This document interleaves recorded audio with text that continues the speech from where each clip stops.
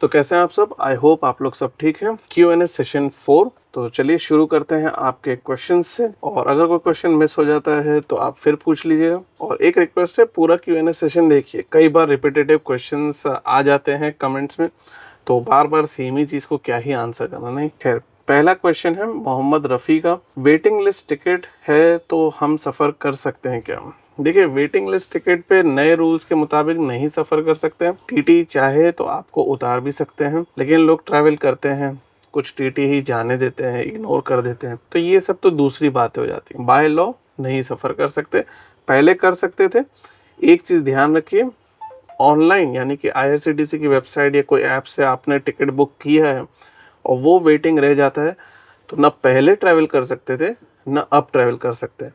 वो ticket cancel हो जाता है ऑटोमेटिकली, पैसा रिफंड चला जाता है जिस अकाउंट से भी उसमें पेमेंट किया जाता है वो टिकट के लिए। वो टिकट के होल्डर्स यानी कि कोई भी ऑनलाइन वेटिंग टिकट का अगर पैसेंजर ट्रैवल कर रहा है तो टीटी फुल पेनल्टी के साथ फेयर ले सकता है, और उसमें बहुत ज़्यादा कार्रवाई हो जाती है अगर आप पे नहीं करेंगे। तो ऑनलाइन का ध्यान रखिए।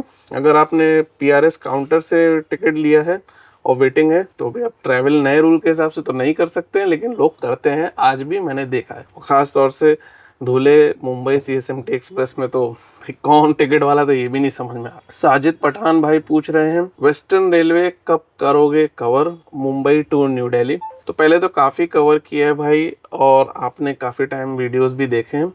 आई थिंक फरवरी में शायद मौका मिले न्यू दिल्ली जाने का मुंबई से, तो अगर तब मौका मिला तो ज़रूर भाई जर्नी करेंगे और आपके साथ वीडियो भी पेश जरूर करेंगे। अगला क्वेश्चन है मोहम्मद शकील का, how much money a train collects if it runs full capacity let's say between Hyderabad to Mumbai round trip? तो ये तो बहुत ही टफ क्वेश्चन है, क्योंकि इसके अंदर बहुत सारे फैक्टर्स आ जाते हैं। फुल कैपेसिटी भाई ने कहा है, भाई ठीक है फुल कैपेसिटी कंसिडर करते हैं, लेकिन कई बार जैसे कि मुंबई से हैदराबाद या हैदराबाद से मुंबई अगर आप कंसिडर कर रहे हैं तो हैदराबाद से सोलापुर कुछ लोग जाएंगे, फिर सोलापुर से मुंबई, या हो सकता है सोलापुर से पुणे और फिर पुणे से मुंबई। कई बार ऐसा होता है कि ऐसी बुकिंग के चलते कुछ हिस्सा खाली रह जाता है, तो ये कह पाना बहुत मुश्किल है। लेकिन कभी कभार जोन्स ये बताते हैं कौन सी ट्रेन बहुत ज़्यादा रेवेन्यू कलेक्ट करती है। जैसे पंजाब मेल काफ़ी ज़्यादा रेवेन्यू कलेक्ट करती है। रिसेंटली मैंने पढ़ा था एक बार कि बेंगलुरु राजधानी एक्सप्रेस सबसे ज़्यादा रेवेन्यू कलेक्ट करने वाली ट्रेन है पूरे इंडिया में। तो मुझे नहीं पता है कितना सही है, लेकिन हो सकता है, क्योंकि वो ट्रेन की ज़बरदस्त डिमांड है और उस ट्रेन में पार्ट बुकिंग भी काफ़ी ज़्यादा होती है। जैसे कि बेंगलुरु से हैदराबाद, हैदराबाद से नागपुर, नागपुर से भोपाल, भोपाल से दिल्ली। इस चलते एक ही सीट पे मल्टीपल ऑक्यूपेंसी होने के चलते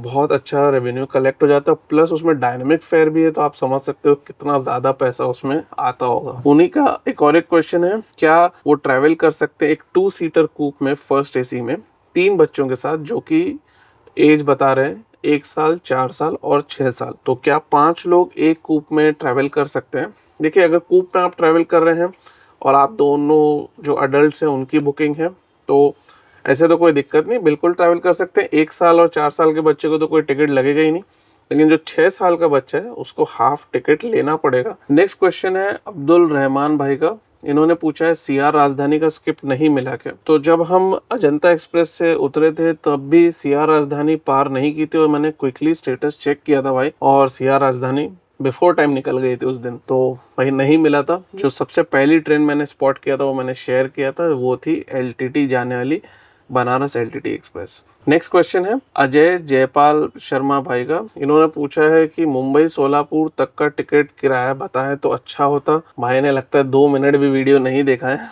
नहीं तो उसमें मैंने पहले 2 मिनट में ही किराया बता दिया है स्क्रीन पे सब क्लासेस का। आप सभी से रिकमेंड करूंगा वीडियो पूरा देखें तो कंप्लीट इन्फॉर्मेशन मिल जाएगी। अगर वक्त ना हो सब्सक्राइब कर लें, पार्ट में देख लें कभी और टाइम जब आप फ्रीली देखना चाहते हो, जब भी ट्रैवल कर रहे हो कोई ऐसी बात। अगला क्वेश्चन है निखिल भाई का, इनका एक्सपीरियंस जो था इंद्रायणी एक्सप्रेस में उसमें सिमिलर था जो मेरा एक्सपीरियंस धुले मुंबई CSMT एक्सप्रेस में था, और AC चेयर कार में भी लोकल पैसेंजर्स ऑक्यूपाई कर गए थे और उनको काफी आर्ग्यू भी करना पड़ जाता। तो तो भाई मैं तो आर्ग्यू नहीं किया था क्योंकि मैं तो अपने बेटे के साथ था, तो मेरे को ऐसा मूड नहीं था आर्ग्यू करने का। प्लस काफ़ी ज़्यादा रिस्की रहता है, वो लोग काफ़ी सारे ग्रुप में रहते हैं। जैसे इस बार भी जब मैं ट्रैवल कर रहा था, मैं पहले ही समझ गया था ये पूरा ग्रुप है, सब तो स्टाफ बोल रहे, सब बोल रहे, लेकिन अब क्या ही कहना, बड़े शहरों के पास लोकल पैसेंजर्स का एक अलग ही तमाशा रहता है। नेक्स्ट क्वेश्चन है अलमास खान भाई का। इन्होंने पूछा है मुंबई से अहमदाबाद या अहमदाबाद से मुंबई नया व्लॉग कब तक आएगा? जर्नी जैसे ही कंप्लीट होगी 2-3 हफ्ते में तो मोस्टली व्लॉग आ जाएगा। अब देखते हैं कब प्लान बनता है।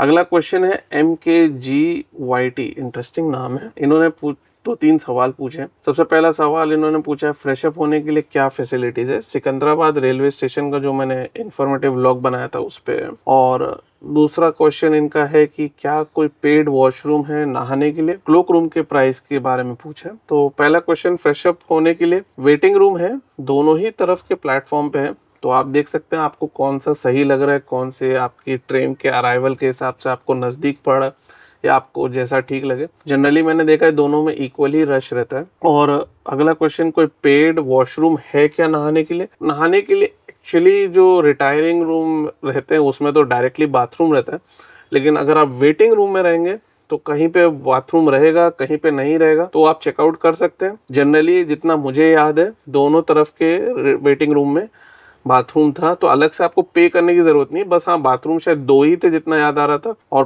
क्लोक रूम के प्राइसेस ऑल ओवर इंडिया मैंने देखा है थोड़ा सा चेंज हो गए, तो वो थोड़ा बढ़ते जा रहा है।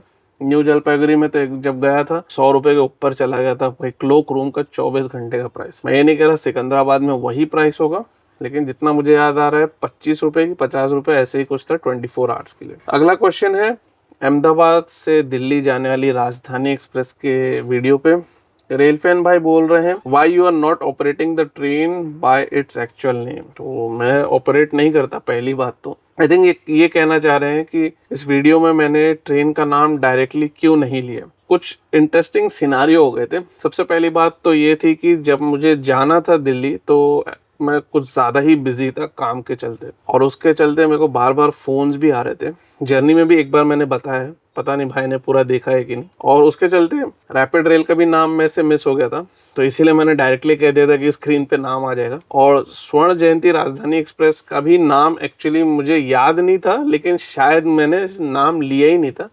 ऐसा कोई स्पेसिफिक वजह नहीं थी, बस मल्टीपल थिंग्स माइंड में चल रही थी, तो उसके चलते शायद नाम मिस हो गया और मैंने कॉमन नाम यूज़ कर लिया, जैसे कि रैपिड रेल कह दिया है, या फिर राजधानी एक्सप्रेस को ये कह दिया होगा कि भाई अहमदाबाद राजधानी एक्सप्रेस है। मेरे से मिस हो गया था क्योंकि मैं बहुत ज़्यादा बिजी था और मुझे ऐसा लग रहा था कि वो जो साबरमती से गोल घूम के जाना था वो सब चलते मुझसे कहीं ट्रेन छूट ही ना जाए। तो वो थोड़ा एक इंटरेस्टिंग पूरा सीन बन गया था। वही शायद इनका सवाल है कि क्यों मैंने नाम नहीं लिया है जो एक्चुअल नेम है। अगला क्वेश्चन विनोद कुमार भाई का। इन्होंने पूछा है Mumbai central new Delhi Duronto express पे के वीडियो पे कि उसमें खाना मिलता है कि नहीं। जब आप मुंबई से बोर्ड करते हैं तो आपको रात का खाना नहीं मिलेगा अगर आप मुंबई से दुरंतो एक्सप्रेस बोर्ड करते हैं तो। अगला क्वेश्चन, मुंबई से अहमदाबाद जाने वाली शताब्दी एक्सप्रेस पे मिलांग, आई थिंक मिलन नाम है, मिलन जी करके आईडी है, उन्होंने पूछा है which Borivali it stops, east और west, and which platform number. तो बोरीवली में स्टॉप एक ही है, याद रखिए मुंबई में कोई भी स्टेशन है एक ही स्टॉप रहेगा। ये क्वेश्चन थोड़ा मुझे इनिशियली वियर्ड लगा कि भाई ये क्वेश्चन क्या है, लेकिन आई थिंक वो मुंबई में नए हैं तो सोच रहे होंगे कि बोरीवली स्टेशन किधर है, ईस्ट में है कि वेस्ट में। बोरीवली एक ही जगह रहेगा, अंधेरी एक ही जगह रहेगा। जो स्टेशन होता है उसका एक साइड ईस्ट कहा जाता है और एक साइड वेस्ट कहा जाता है। अगर आपको कहीं पे भी मुंबई में जाना है, स्टेशन पे अगर आपको जाना है तो आपको बस यही कहना है दादर जाना है, बोरीवली जाना है, जोगेश्वरी जाना है, थाने जाना है। आपको ईस्ट वेस्ट बोलने की जरूरत नहीं है, आप जहाँ पे भी रहेंगे वो आपको वहाँ पे पहुंचा देगा। हाँ, अगर आपको स्पेसिफिकली जाना है, जैसे कि अगर आपको अंधेरी में ईस्ट की तरफ जाना है और आप वेस्ट में, तब आप उसको ये कहिए कि अंधेरी स्टेशन चलिए लेकिन मुझे ईस्ट साइड छोड़ना। वैसे अगर आप बोरीवली वेस्ट में लेकिन आपको कोई मेल ट्रेन पकड़ना है तो आप उसको ये कह सकते हैं कि भाई आप मुझे बोरीवली ईस्ट के साइड छोड़िए। फेयर बढ़ जाएगा आपका रिक्शे का जो भी रहेगा, क्योंकि वो पूरा घूम के लेके आएगा, लेकिन आप ये कह सकते हो। तो आपको क्या होगा कि स्टेशन पे थोड़ा कम चलना पड़ेगा। वैसे मेरे समझ से तो कोई ऐसा दिक्कत नहीं है, प्रिटी मच मुंबई में सभी स्टेशन पे एस्केलेटर है, लिफ्ट भी है। बाकी अगर आपको स्पेसिफिकली जाना हो तो आप जा सकते हो। और जो प्लेटफॉर्म नंबर है वो तो प्लेटफॉर्म नंबर 6 पे आती है जनरली, क्योंकि वो मुंबई सेंट्रल से आती है, तो मेन फास्ट लाइन जो है उसी पे अहमदाबाद शताब्दी आती है। अगला क्वेश्चन है RHT 2320। इन्होंने पूछा है गांधीनगर कैपिटल वंदे भारत एक्सप्रेस पे मुंबई सेंट्रल से गांधीनगर जाने वाली, what includes in the ticket and please tell some information about food, like if we don't want food then what. तो इनका क्वेश्चन है कि टिकट में क्या क्या इंक्लूडेड है और अगर फूड नहीं चाहिए तब फिर क्या कर सकते हैं। जेन्युइन क्वेश्चन है और अच्छा क्वेश्चन है, क्योंकि जनरली क्वेश्चन कोई भी प्रीमियम ट्रेन में आ ही जाता है। टिकट जब भी आप कोई प्रीमियम ट्रेन में बुकिंग करेंगे तो मेन फेयर रहता है जो आप ट्रेवल करेंगे, और एक पानी की जो बॉटल रहेगी वो आपको जरूर मिलेगी कोई भी प्रीमियम ट्रेन में रहे। अगर आप खाना नहीं भी लेंगे तो भी आपको इतना तो मिलेगा। अगर कोई सोने वाली यानी कि स्लीप कर उसमें है, रात की ट्रेन है, ओवरनाइट ट्रेन है, तो बेडिंग भी मिलेगी, वो भी इंक्लूडेड रहता है। खैर ये तो वंदे भारत एक्सप्रेस है तो इसमें कोई बेडिंग वेडिंग नहीं रहती है। नॉर्मल एसी चेयर कार और एग्जीक्यूटिव क्लास के दो ही कैटेगरी ऑफ कोचेज है। खाना अगर नहीं लेना है, टिकट बुक करते टाइम ही कैटरिंग ऑप्शन को नो फूड कर दीजिए। काउंटर से अगर आप बुक कर रहे हैं तो प्रिसाइसली कह दीजिए नो फूड। फॉर्म पे भी आप लिख सकते हैं नो फूड। और अगर आप ऑनलाइन बुक कर रहे हैं तो ऑप्शन चूज करने के टाइम कौन सा फूड आपको चाहिए, वेज या नॉन वेज, तो वहाँ पे एक ऑप्शन भी रहेगा नो फूड का, और आप नो फूड चूज कर सकते हैं। अगर आप नो फूड चूज किए हैं लेकिन आप ट्रैवल कर रहे हैं और आपको ऐसा लग रहा है कि आपको खाना खाना है और फिर उतरना है, तो आप पेमेंट कर सकते हैं वही स्पेसिफिक खाने का। थोड़ा सा एक्स्ट्रा पेमेंट होता है, वो सब चीज़ों की डिटेल आपको और ऑन बोर्ड भी मिल जाएगी, और कभी कभार तो कुछ वंदे भारत एक्सप्रेस में तो अनाउंसमेंट भी होता है। अगला क्वेश्चन भी सिमिलर ही है। आदित्य कौशिक ने पूछा है food is included in ticket price. इन्होंने पूछा है न्यू दिल्ली मुंबई राजधानी एक्सप्रेस के वीडियो पे। प्रिसाइसली स्पीकिंग वही सेम आंसर है। अगर आप टिकट बुक कर रहे हैं, आपने कैटरिंग ऑप्शन को इनेबल किया है, यानी कि आप उसको चूज कर रहे हैं और आपने बताया कि आपको वेज चाहिए या नॉन वेज चाहिए, तो आप के टिकट प्राइस में ही वो फेयर इंक्लूड हो जाएगा। मुंबई राजधानी का मुझे पता है 400 रुपये रहता है, और मेरे वीडियो में जब भी मैं प्रीमियम ट्रेन में ट्रैवल करता हूँ आपको सभी क्वांटिटी क्या है क्या नहीं है मिलना चाहिए वो आपके साथ शेयर कर देता हूँ, तो वीडियो आप चेकआउट कर लीजिए, खाने के बारे में पता चल जाएगा। अगला क्वेश्चन है उस्मान मोहम्मद भाई का। इन्होंने भी पिछले Q&A सेशन में पूछा था कि मैं दिल्ली कब आ रहा हूँ, तो मोस्टली प्लान है फरवरी का, तो देखते हैं कि फेब में आना होता है कि नहीं। तो अगला क्वेश्चन है वॉच से रिलेटेड। भाई मेरी वॉच का नाम क्या है, पिछले Q&A सेशन में पूछा गया था और उसमें ही मैंने शायद आंसर 2-3 बार किया है, लेकिन भाई ने शायद पूरा वीडियो नहीं देखा था या मे बी बाद में उनको आंसर मिल गया। मेरी वॉच सिंपल सी है, पुरानी है, सैमसंग की वॉच 4 है। नेक्स्ट क्वेश्चन साजिद पठान भाई का है। इन्होंने Q&A सेशन में ही पूछा था अगर हमको इमरजेंसी में कल टिकट चाहिए और अगर टिकट वेटिंग हो तो कंफर्म टिकट कैसे मिलेगी। प्रीमियम तत्काल या फिर कोई अगर स्पेशल कोटा में आप अप्लाई कर सकते हो तो उसके चलते मिल जाएगी, वरना उसके अलावा तो ऑप्शंस नहीं है भाई। अगर कोई एजेंट बोले और आप उसको एक्स्ट्रा पैसा देना चाहें तो दीजिए, लेकिन उससे बेहतर तो ये है फ्लाइट में बुक कर लीजिए, थोड़ा सा और डाल लीजिए, टाइम ही बच जाएगा। एक क्वेश्चन साजिद पठान भाई ने पूछा है कि आप इतनी सारी जर्नी करते हो तो रेलवे आपको कभी फ्री टिकट देता है। कोई फ्री टिकट नहीं देता भाई। पुराने ज़माने में कभी किसी फ्लाइट ने किया हो ऐसा ऑफर तो पता नहीं। फ्री टिकट कोई नहीं देता, फ्री का खाना नहीं देते, टिकट तो बहुत दूर की चीज़ है भाई। उस्मान व्लॉग भाई ने पूछा है कि आप वीडियो किस मोबाइल या कैमरा से शूट करते हैं। जनरली आजकल सैमसंग के S23 अल्ट्रा से शूट कर रहा हूँ। फुरकान भाई ने पूछा है question Coimbatore Mumbai LTT express पे। भाई क्या स्लीपर में पुणे टू मुंबई मॉर्निंग में हैदराबाद एक्सप्रेस सही है या नहीं, क्योंकि मैंने कहा था कि दौंड से पुणे काफ़ी रश होता है। भाई हैदराबाद एक्सप्रेस स्लीपर में हैदराबाद से मुंबई तक ही सही नहीं है, और हैदराबाद एक्सप्रेस का तो लेवल ही अलग हो जाता है भाई। दौंड से पुणे ऐसा लगेगा स्लीपर तो बहुत ही बुरी हालत हो जाती है, 3 AC की भी हालत ख़राब कर दे, 2 AC में भी डोर के पास खड़े हो जाते हैं सब। तो भाई वो ट्रेन की बात ही मत करिए दौंड से पुणे। खैर क्वेश्चन है स्लीपर का एक्सपीरियंस कैसा रहेगा पुणे से मुंबई। थोड़ा सा आपको ईज आउट मिल सकता है क्योंकि काफ़ी लोग पुणे उतर जाते हैं, और पुणे से मुंबई हैदराबाद एक्सप्रेस का कोई जनरली इंतज़ार नहीं करता है। पुणे से मुंबई डेडिकेटेड मॉर्निंग की ट्रेन से उसमें ही लोग प्रेफर करते हैं। हैदराबाद एक्सप्रेस लेट हो गई तो पता चला वो पुणे का जो निवासी है उसका तो काम ही गायब हो जाए, तो हो सकता है आपको ईज आउट मिल जाए। Recently Coimbatore Mumbai LTT express में एक हमारे दूसरे व्यूअर ने जर्नी किया था पुणे से मुंबई। स्लीपर पूरा खाली था। खैर उसके कोचेस भी ज़्यादा। हैदराबाद एक्सप्रेस का प्रॉब्लम ये है कि सिर्फ 2 स्लीपर के कोचेस हैं और हैदराबाद से मुंबई तक ही फुल चलता है और उसका आरएसी भी कंफर्म नहीं होता। तो इतना मैं कह सकता हूँ एकदम जैम पैक ठूसम ठूस नहीं आपको शायद मिले, लेकिन अगर आपके पास कंफर्म टिकट है सीट पे जाइए, बैठ जाइए और आप ट्रैवल करिए। मेरे समझ से इतना दिक्कत नहीं होना चाहिए। अगला क्वेश्चन आयान हुसैन का है, बरेली मुंबई स्लीपर वंदे भारत कब स्टार्ट होगी? ये वंदे भारत स्लीपर का जो 1 साल के ऊपर से भी कुछ यूट्यूब पे लोग वीडियो बनाए चले जा रहे हैं, ये आएगी वो आएगी, न्यूज़ में भी फैलाए जा रहे हैं, 1 साल के ऊपर हो चुका है, अभी तक कोई ऑफिशियल अपडेट नहीं है।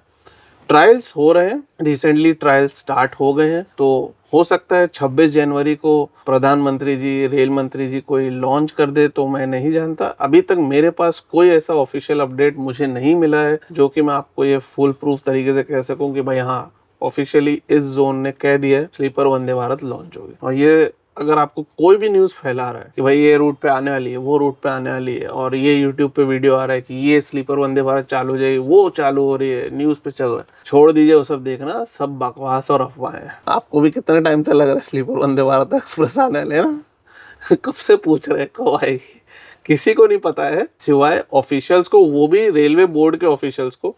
जोन में भी एकदम टॉप लेवल पे डीआरएम या किसी को पता होगा तो पता होगा, वो भी वो बता के रखे होंगे कि उसको अभी आप एक तरीके से ही बताएंगे पब्लिकली। तो सब चीज़ एकदम प्लान रहती है और ये जो न्यूज़ वाले फैलाते हैं, यूट्यूब पे फैलाते हैं, सब बातें हैं खाली। बरेली से मुंबई स्लीपर वंदे भारत एक्सप्रेस तो मुझे लगता है बहुत बाद में कभी आएगी तो आएगी, मुझे नहीं लगता इतना ईजिली आएगी, क्योंकि अभी भी फिलहाल वो ट्रेन वीकली चल रही है जो बरेली से मुंबई डेडिकेटेड ट्रेन है, और वो भी पुराने आईसीएफ कोचेस से चल रही।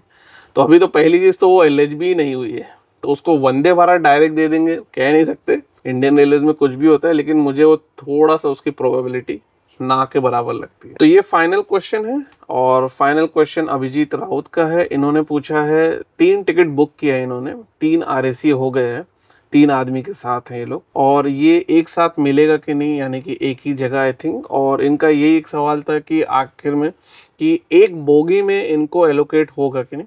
तो इसकी कोई गारंटी नहीं कहाँ पे एलोकेट होता है। आपके लिए भी ये अच्छा रहेगा जानना कि अगर आप आरएसी बुक कर रहे हैं या वेटिंग बुक कर रहे हैं और आप ये सोचें कि चार्ट बनने के बाद एक जगह हो जाएगा, जनरली हो जाता है, लेकिन कितनी बार नहीं होता है और लोग परेशानी उठाते हैं, फिर दूसरों से पूछते हैं, कोई मानता है कोई नहीं मानता है। मैं खुद भी कई बार रिक्वेस्ट फेस कर चुका हूँ। कभी कभार एडजस्ट कर लेते हैं, कभी कभार सीट भी एकदम वियर्ड रहती है, एक कोच में मिडल है तो दूसरे में अपर है, तो लोग नहीं मानते हैं ऐसी सीट्स के लिए।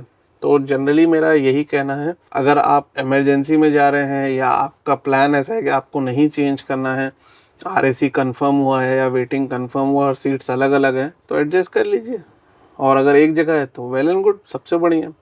एक जगह नहीं है तो क्या ही कर सकते हैं, लेकिन इसकी कोई गारंटी नहीं कहाँ मिलेगा। कभी कोई अगर आपको एजेंट कहता है या काउंटर वाला कहता है या कोई दूसरा इंसान यूट्यूब पे कहता है या कहीं पे भी कहता है कि अरे वो एक ही जगह रहेगी, भाई कोई गारंटी नहीं रहती। आपको बहुत सारे एग्जांपल्स मिल जाएंगे जहाँ पे सीट एक जगह नहीं रहती। हाँ, एल्गोरिदम काफ़ी अच्छा और इम्प्रोवाइज हो चुका है, चांसेस ज़्यादातर यही रहता है कि वो एक जगह रहे लेकिन अलग जगह भी एलोकेट हो जाए। तो ये था आज का Q&A सेशन। आई होप आपको पसंद आए हो। अगर फिर भी कोई क्वेश्चन हो, कोई सवाल हो, तो कमेंट सेक्शन ज़रूर पूछिएगा। मिलेंगे फिर कोई इंटरेस्टिंग जर्नी में। अपने सवाल पूछिए, अपना सपोर्ट और प्यार इसी तरह से जारी रखिए। ट्रैवल करें सेफली। गुड बाय कहिए। Goodbye. चलिए गुड बाय फॉर नाउ।